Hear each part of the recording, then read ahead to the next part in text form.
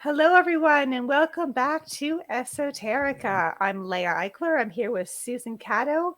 And today we have the distinct pleasure of speaking to Oren Schneider. Oren is the author of this fascinating Holocaust memoir called the Apprentice of Buchenwald. So I have it right here.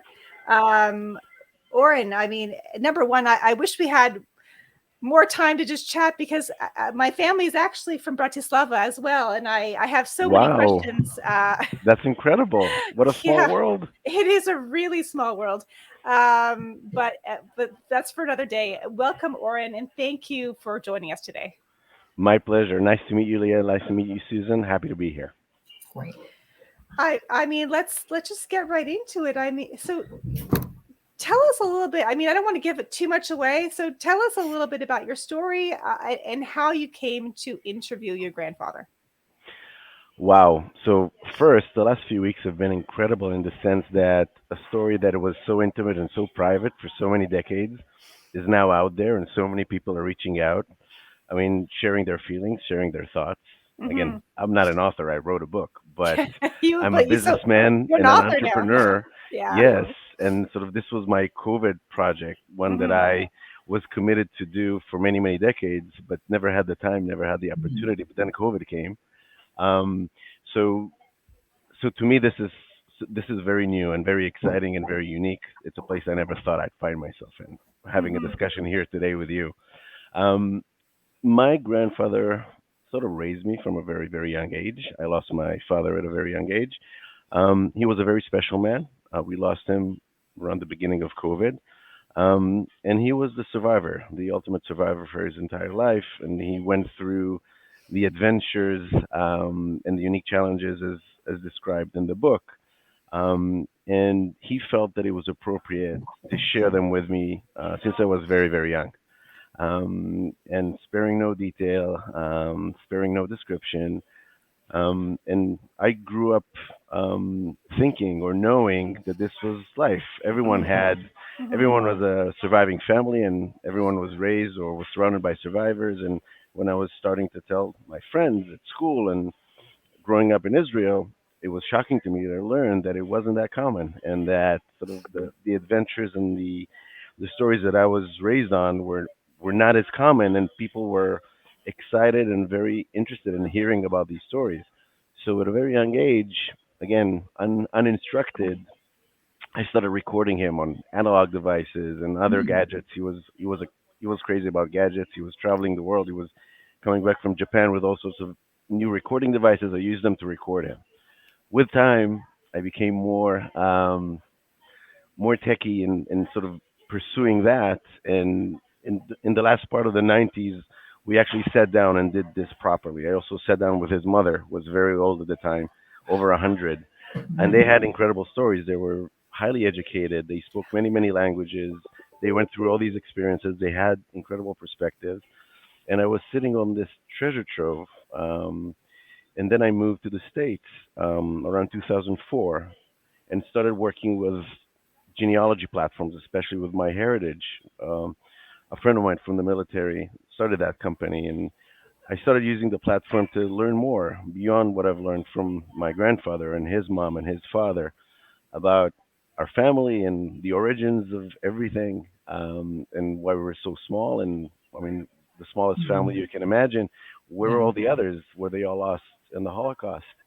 And he said, well, not really. Many of them went to the States before the war.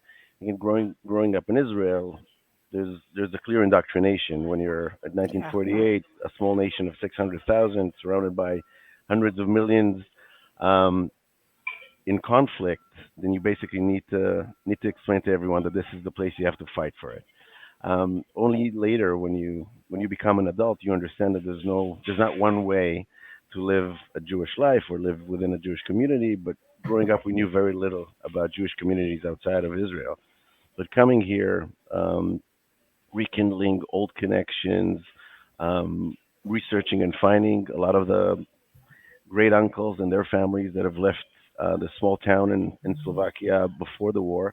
My great grandfather was the last of the male siblings to stay there. All the rest left to the states Mm. around or during World War I. Right. So they were fortunate to arrive here, build incredible families, businesses, communities, um, which we didn't know a lot about. We didn't know almost anything about. But as COVID was setting in, and I was playing these recordings, and I said, "This is the time. Yeah. This is where I need to do this. Tell the story, connect it with sort of my own life's experiences." I never planned it to happen that way, but I'm very excited about it. It's a really extraordinary story, and the kind of account of daily life, in Buchenwald is so, uh, it's so terrible and presented so kind of matter of factly because this was your grandfather's life with his father. Their efforts to stay together are quite poignant. And the other thing that also really I think makes this stand out even more is the way Alexander becomes involved in a sabotage plot to sabotage German munitions. Can you talk a little bit about that? Because it's pretty extraordinary, this small act of rebellion that really put all of their lives at even more risks than they were in already. Yeah, I think that the parallel that I always used to draw in my mind is the kind of things you do at 17 or 18 you don't do when you're 40 or when Yeah. you're 50. Now I know it from the other side. Um, but it was very similar for me growing up at 18, going to the military and signing up for many, many years and doing things and taking risk that a person with a hindsight and the benefit of years would not necessarily do. So it's not coincidental that it was a 17-year-old person who was Mhm. in a unique situation, his life threatened, his father's life threatened. Only wanted to go back and find his mom, get reunited with his family, getting an opportunity with a unique and incredible turn of events, being a center without telling too much of the story, having the advantage of getting unique prerogatives in a concentration camps or in a labor camp in an armament factory, having the ability to contribute and make a difference in a mass sabotage effort. It's not a coincidence that he was a 17-year-old and doing it. I think that Mhm. the courage and the initiative are a function of his youth, are a function of his youth, are a function of his unique situation and his passion to prevail and save his loved ones. Um, but after replaying these tapes, I did a lot of researching and I did a lot of reading, and there was a lot of sabotage work done by many brave people across occupied Europe and the Third Reich during the war. I think that there are numerous small stories. Some of them were told. Many of them, most of them, will never be told. They they they died with their heroes. But I think that every opportunity that we have to bring to life these small stories of courage and how individuals made decisions that were not necessarily for their own benefit and were not maximizing benefit for themselves at that time in that particular place, but they still decided them to help the greater cause. We have Mhm. to tell these stories. Mhm.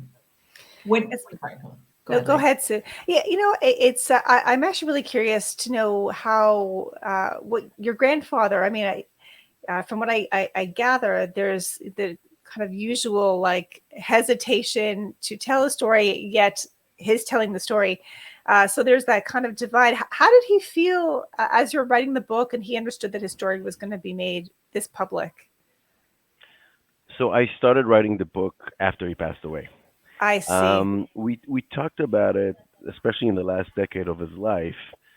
He, I mean, he going back further to my childhood, I learned very early that he built a very successful, like psychological separation apparatus that allowed him to be the entrepreneur, the happy person, and sort of hide this dark corner of his history, of his growing up in this chaotic situation. And he was he was extremely rational. He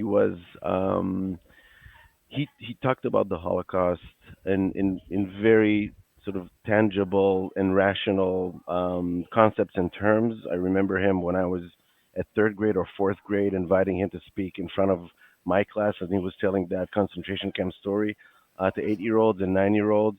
So he always loved telling his story. But Hmm. when I was a teenager and I asked him, grandfather, this is something that we need to tell the world. It's a beautiful story, and you're the perfect storyteller. Every time you tell the story, there's another detail and there's another some more color, and it's so incredible. And he would always say, that's not that interesting. I mean, there's so many. I mean, so many of us, millions of us. Most of us didn't survive that have these stories. My story is not that different. And I said, well, it doesn't really matter. All these stories are special and they all deserve to be told. And our responsibility is to make sure that they're not forgotten. I said, you can write a book someday. And I mean, he would always say that, and he wouldn't mean it. I didn't take it seriously. When I met him the last time, it was before COVID, and I said, you know that one day, I don't know when, and I don't make promises, but I want to tell your story. And he said, do whatever you want. I mean, it would be great if you do that. That was the first time he ever said that to me. Nice. But they were not. It's not going to be interesting for anybody. I said, you'll see. So I think that if he were here, I think he would be excited and happy Hmm. to hear people go to him and ask him questions and engage him about his story. Yeah. Um, yeah, Well, it is so interesting. And I mean, it doesn't sound like everybody's story because so much was unique to him. And he has this talent for working with like metals or materials, and he ends up working on typewriters. There's a section of the book where he discovers a trove of chocolate bars, Nestle chocolate bars. Um, and he uses those to great effect to bribe the right people to get out. And you get, I thought, like that section, you get a sense of how desperate everybody is for this little for a chocolate bar. What can be traded for it? But again, you're seeing somebody it's who's very really visual, right? It's like yeah, I mean, since childhood, I dream of Buchenwald in black and white, and Yeah. then you see this chocolate bar in red coming out of a pocket or yeah. a prisoner suit. It was always so. I mean, the dissonance there was so evident. Well, the descriptions are so vivid of him kind of flashing the chocolate bar to a guard and saying, you can have this if you tell me where my dad is.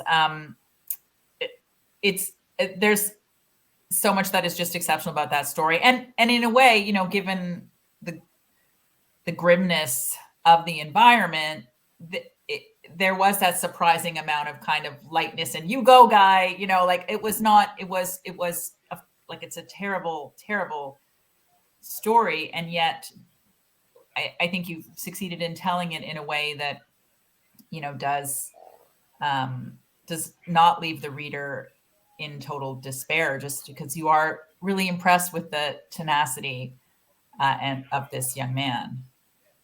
Yeah, that's so true. I mean, first and foremost, I wanted to tell the story as if he had told it, and I Mhm. also like chose to tell it as if he was telling the story. So Mhm. taking me back to third grade and our Friday afternoons in his big bed, this is how he would tell the story. No emotion, using his cynical sense of humor, like completely disconnecting from the trauma. And that's also my style. So in that sense, we're very similar. And I intentionally and purposely wanted to write a Holocaust memoir that is personal, that is accessible. Right. I read so many Holocaust books that are just too much to bear, and they're important. And some people can, and some people can't, and some people take longer. Some keep people. I wanted to create as wide an audience as possible and tell a story that is a common story. I mean, there's so many similar stories about like that deterioration, that sort Mhm. of the slippery slope toward like fascism and the loss of personal freedoms and property. And I wanted to tell it in a way that people just wouldn't just put it aside and say that's too much. I don't need this right now. So Mhm. that was purposely the effort. And also, and again, I'm not American. English is not my first language. It was very important for me to tell this story for younger generations here. And my daughter, who's 14 now, who's exceptionally talented in her language skills, she was the only person who read the manuscript as I was writing it, and she was helping me edit and add from her language, I love that. and and I wanted to make she's American, and I wanted to make sure that this is a book that a junior or senior at high Mhm. school can pick up Mhm. and not be overwhelmed and not be scared and not be terrorized in reading. And by the way, last night we were playing poker with friends, and one of their kids was there, and he's reading the book. And for the first time, I heard someone say, "Well, this is not easy reading." And again, for me, interacting only with mature readers, older readers, over the last few weeks since it went out, they all complimented me for like making it sort of in in in Accessible. reasonable Yeah. bites and accessible, etc. And he said, "Well, I'm in chapter 4, but I needed a day or two. I needed to reflect on what I've been reading, and they're at camp and they're freezing at night. It's a lot. I need to gather my thoughts, and I'm going to resume it tomorrow." So it's obviously all in the eyes of the beholder, and I've been living this the whole life. I'm inside the forest, so for me, it's really useful to take a step back and hear what people think. Hmm. Well, it's interesting. I would love to hear your thoughts on, because you mentioned Holocaust memoirs, on the genre of Holocaust memoirs. Um, it's something I think about a lot, especially. I mean, there are a lot of, as you mentioned, a lot of really great memoirs out there, a lot of really difficult ones. I, what happens to this like canon of books when the survivors are gone? Like what is, I mean, is this the last testament? Like what is the value that you think this will bring to future generations? What an amazing question. I have to start this by paying tribute and giving thanks to an amazing lady, Elizabeth Hank, Amsterdam-based, who owns Amsterdam Publishers. Hmm. Without her, this book would not be published, and she has made it her um, life goal to bring to life second, third generation stories, and she's been doing it in um, very large volume of incredible stories over the last Hmm. few years. So anyone who liked this story, I invite them to look up Amsterdam Publishers and the other amazing books that she's been publishing. And I think that this is not coincidental in the sense that I believe that the third generation of survivors is going to play a huge role in figuring out how the Holocaust is going to be remembered, how it's going to be taught, how it's going to be shared and brokered to younger generations. I think that the first generation, most of the survivors I'd known in my life, Hmm. have been too traumatized and terrorized to have a discussion or to confront the world and share their stories and their thoughts about their lives. I mean, their life was ruined. Some of them managed to live a pseudo normal life, others not at all. Second generation sort of absorbed all of that wrath and complications, and I think that in many ways the third generation is the first generation that's close enough and yet detached enough to be able to tell the stories in a way that would um, bring people around the story and around the era, and enable us to make it more in the consensus, more in the realm of acceptance, versus, and again, remembering my perspective as a third generation, it was so painful when it was between the first and the second generation at a family level. I can only imagine what it was in the realm of literature, and Hmm. I've not read a fraction of what was written, but just based on what I've seen in the last year, and based on sort of my perspective, and based on the discussions I've been having with friends who are not Jewish, who didn't know anything about the Holocaust,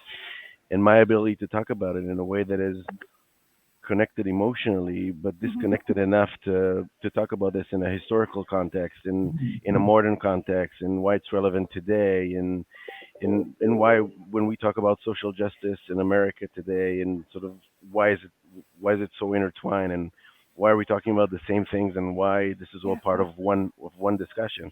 I think that the third generation is going to play a huge role in this, and Hmm. in the coming years. I think you're right. Actually, I think there is a shift, and there's a lot of responsibility on this third generation, because this is a generation where we will have the last of the survivors around. So it's quite the weight to bear as well. Yeah, and I think that the Apprentice of Buchenwald book really would, when you mentioned students and so on, it just puts such a human face on the entire enterprise. It just makes it so vividly horrific to see you talk about the organization, the way people have to line up, and then everyone's data is written on a different index card, Mm-hmm. and how much organization there was. And I almost feel like young people should be reading this book just for the just to get this visceral sense of the mundane nature of the evil that's being inflicted there, because I just don't think people, it's so hard to grasp it. Were you very conscious that you were writing in kind of details about these interactions that Alexander had with the Germans who were running the camp, how you wanted to present those?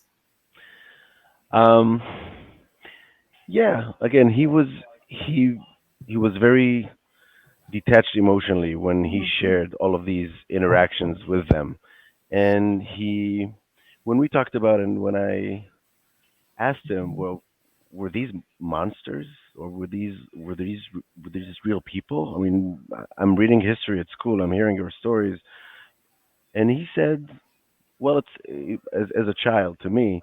Well, it's more complicated than that, right? And only today, when you look at politics and what's happening all around you, you understand that it's it's very difficult to use a dichotomy of good Good versus people. bad, and monsters and good people.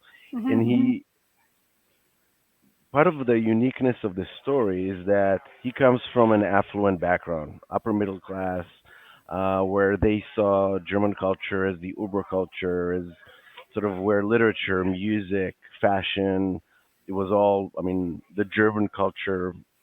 I mean, gave the cues to all the nations around. And so for him, it was very difficult, even in hindsight, even decades after the events at the camp and the Holocaust. His go-to place was Germany. It was Austria. It was Switzerland. His preferred communication method was in German. He wanted to go there. He wanted to spend time at the casino in Baden-Baden and like walk the streets of Frankfurt and have a nice meal.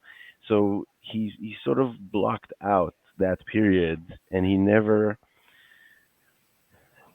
was never vindictive in any way against the German people. He basically compartmentalized that period and said it was a terrible time where mankind, Germans, Italians, and others just went to places they should not have gone to, and there's a complex Mhm. explanation of why that happened.